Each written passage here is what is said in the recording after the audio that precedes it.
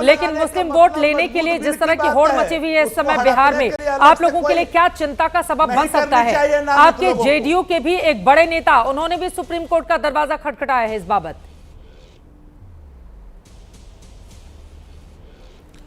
अब देखिए, सबसे पहली बात तो यह है कि जनता दल यूनाइटेड की ओर से आधिकारिक तौर पर जो भी प्रमुख मुस्लिम चेहरे हैं जी, उन्होंने एक प्रेस कॉन्फ्रेंस करके पार्टी का स्टैंड और पार्टी के साथ अपनी एकजुटता जाहिर कर दी है। अब कौन से नाम जिनको बड़ा नेता बताया जा रहा है, मेरी जानकारी में मैं तो नहीं जानता हूं कि ये कितने बड़े नेता हैं। हाँ। मुझे नहीं जानकारी है, लेकिन मैं एक बात तथ्यों के आधार पर जरूर कहूँगा।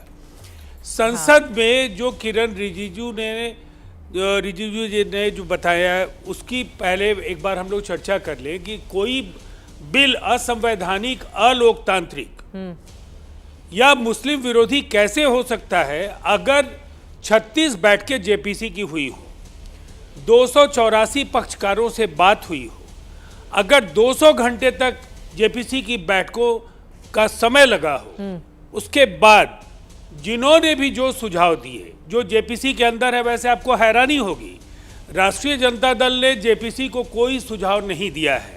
ये अलग बात है कि जेपीसी में आरजेडी का कोई सदस्य नहीं है, लेकिन जो दूसरे स्टेक होल्डर्स थे वो जेपीसी के बाहर से भी होकर वो सांसद ने दिया है। आपको अभिलेखों से पुष्टि हो जाएगी। ये गलत बयान नहीं, मैं ऑन रिकॉर्ड अपनी बात कह रहा हूँ, मैं ऑन रिकॉर्ड कह रहा हूँ, जेपीसी आप पूरी ऑन रिकॉर्ड में कह रहा हूं, चुनौती के साथ कह रहा हूं, दस्तावेजी सबूत के तौर पर आपको कह रहा हूं, पटना से लेकर के दिल्ली तक दिया, जो नामित ने, अरे हमारे मेंबर नहीं होने के बावजूद भी हमारे सुझाव दिए गए और हमने सार्वजनिक किया है लेटर को।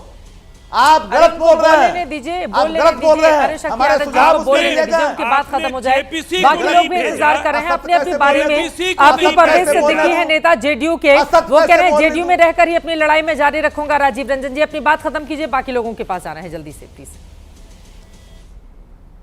देखिए चित्रा जी, मैंने जो कहा ऑन रिकॉर्ड कहा, और जेपीसी में ये जो भ्रम पैदा करने की कोशिशें की जा रही हैं कि विपक्ष की आवाज नहीं सुनी गई, हम ये मानते हैं कि जिन्होंने इस बिल को बेहतर बनाने के लिए जो भी सुझाव दिए, जनता दल यूनाइटेड का खुद का ये मानना है, जो अनुभव हमारा है, कि जो भी हम लोगों ने सुझाव दिए जी, जिससे ये बिल लचीला हो और मुसलमानों के हितों की रक्षा कर सके, हाँ, उन सबका समावेश हुआ और साथ ही साथ विपक्ष के भी अनेक सुझावों को शामिल किया गया। ये मेरी दूसरी चुनौती है। अब इसकी भी पुष्टि हो जाएगी। रजामंदी हुई।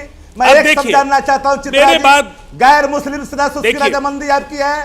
गैर मुस्लिम मेरे बात बोलिएगा ना, आप बताइए। अरे क्या हो गया शक्ति यादव जी, गैर मुस्लिम जी, आप उसमें वक्त को लेकर आप तो शक्ति यादव है, आप तो हिंदू में उठा रहे हैं वक्त की आवाज, क्यों इतना हिंदू मुसलमान करना वक्त को लेकर? बारी में मैंने सदस्य होकर हिंदू तो क्या बिगड़ जाएगा? इसकी मतलब आप स्वीकार हो गया है, नेशन देख रहा है कि जनता दल ने गैर मुस्लिम के लिए हाँ भरी है।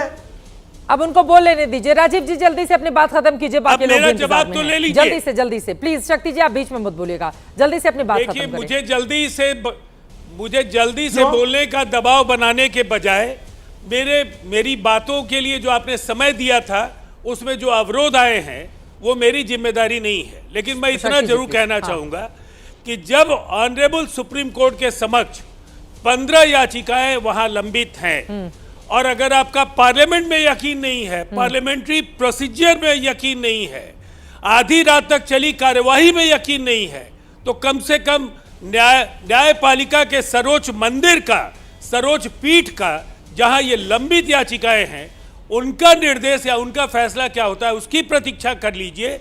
इसके पहले जिस तरह के उत्तेजक बयान, जिस तरह से लोगों की उत्तेजना भड़काने की कोशिशें, लोगों को गुमराह करने के सवाल, लालू जी के बयान पर जब चर्चा होती है तो आप लोगों के पास बगले झांकने के सिवाय कुछ नहीं है। लेकिन दरअसल उस समय भारतीय जनता पार्टी और अनेक दलों ने वक्फ के संशोधन को 2013 में समर्थन दिया था।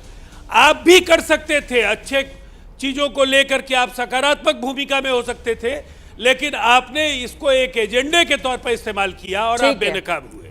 ठीक है।